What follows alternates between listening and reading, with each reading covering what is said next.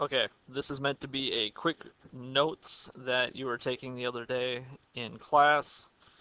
So, just going to go through this real fast, and you can pause the video. I did add some things that you should probably have in your notes. First off, this whole unit is about matter.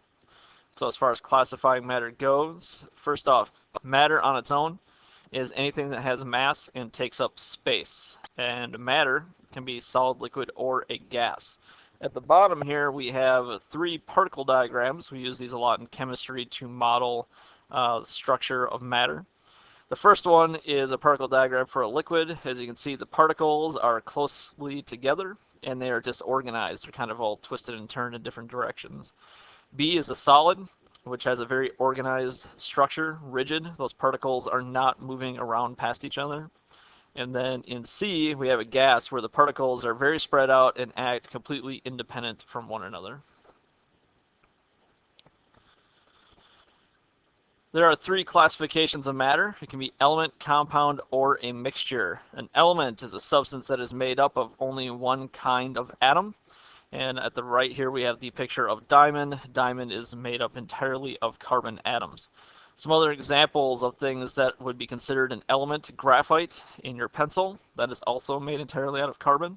A pop can, it's called an aluminum can for a reason, because that can is made out of aluminum, which is also an element. And then water pipes. Throughout time, they've been made of some different things. They used to be made of lead, which is an element. But of course, consuming lead is not good for us, so lead pipes have been replaced by copper pipes, and copper is also an element.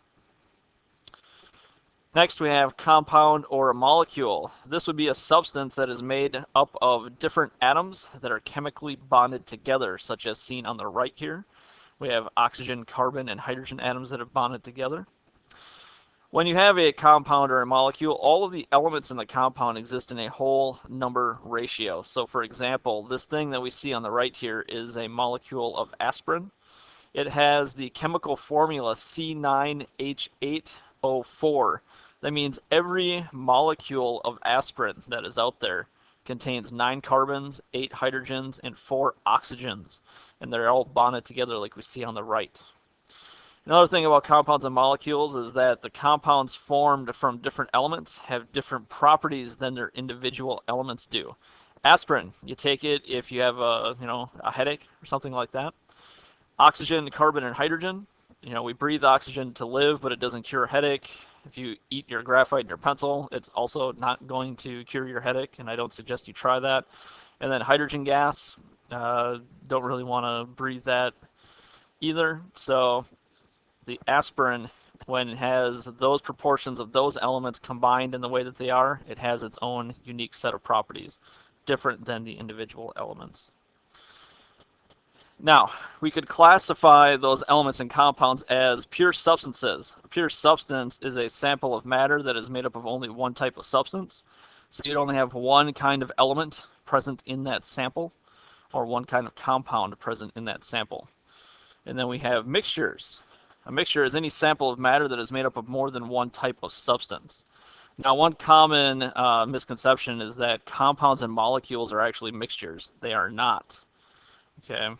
Because those elements are chemically bonded together to make a new compound, that new compound is a unique substance and can be a pure substance all on its own. For instance, distilled water.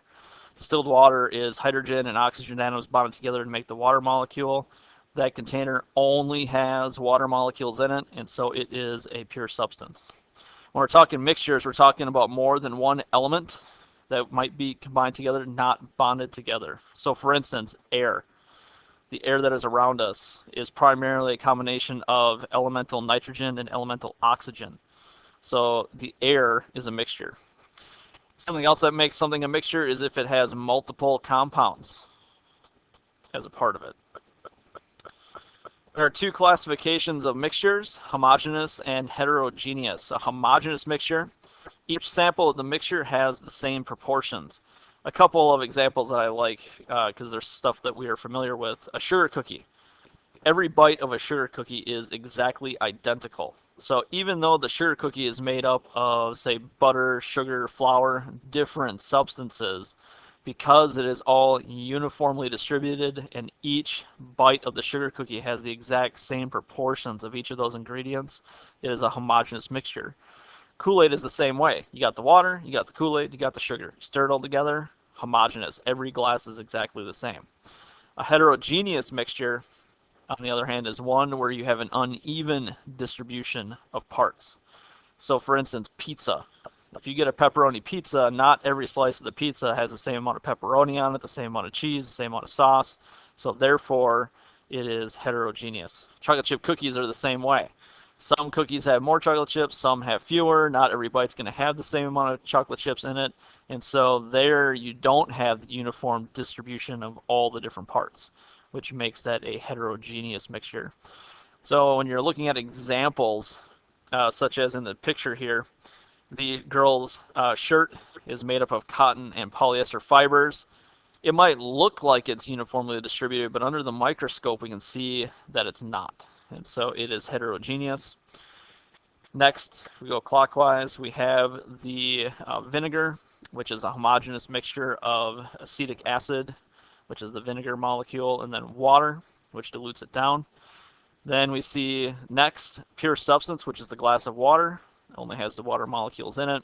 And then the salad that she's eating is also a heterogeneous mixture because you can identify all the different parts. Not every bite of the salad is going to be exactly the same. And then here are just a few examples. You had more in your note packet, but here's just a couple. You can have combinations of things in different states. It doesn't have to be liquids and liquids mixed together or solids with other solids. You can have some different things. So for instance, a solid-solid mixture could be something like 12 karat gold, which is gold mixed with less precious metals. That's different than 24 karat gold, which would be pure gold. You can have solid and a liquid. So for instance, sugar dissolved in water. That is also a mixture. Gas and liquid. Any beverage that you drink that is carbonated has dissolved carbon dioxide gas in it. That makes that a mixture as well. And then liquid. Gasoline is a mixture of octane, ethanol, and some other additives that they put in the gasoline. Those are all in the liquid phase, all mixed together. So anyways, that's just a quick overview with some other examples. Hopefully you added those things into your notes. If you didn't, go back and do so. And then you need to work on Unit 2, Worksheet 1 for tomorrow. Directions are on Edmodo.